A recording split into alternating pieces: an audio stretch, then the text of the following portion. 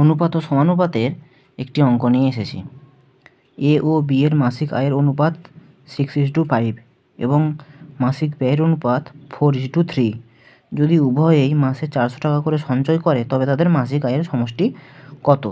তো এই অঙ্কটা এসএসসির সিজিএলে এসেছিল। তো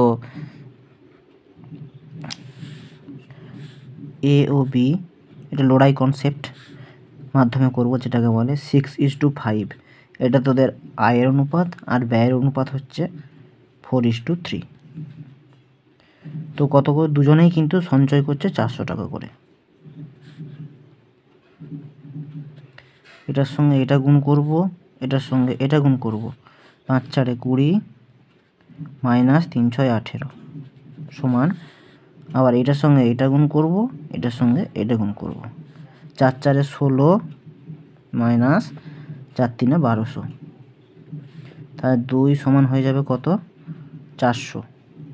কাটাকাটি করব, 2 × 2 = 4, 1 সমান হয়ে গেল 200।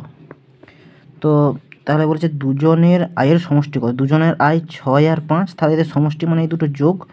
দুজনের আয়ের সমষ্টি 6 + 5 সমান 11 হয়ে গেল।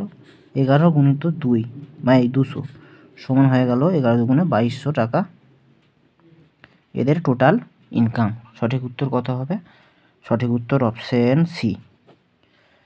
তো এই লড়াই কনসেপ্টের মাধ্যমে সমস্ত এজ যে বয়স সংক্রান্ত অঙ্ক সেগুলো খুব নিমেষেই করা যায়।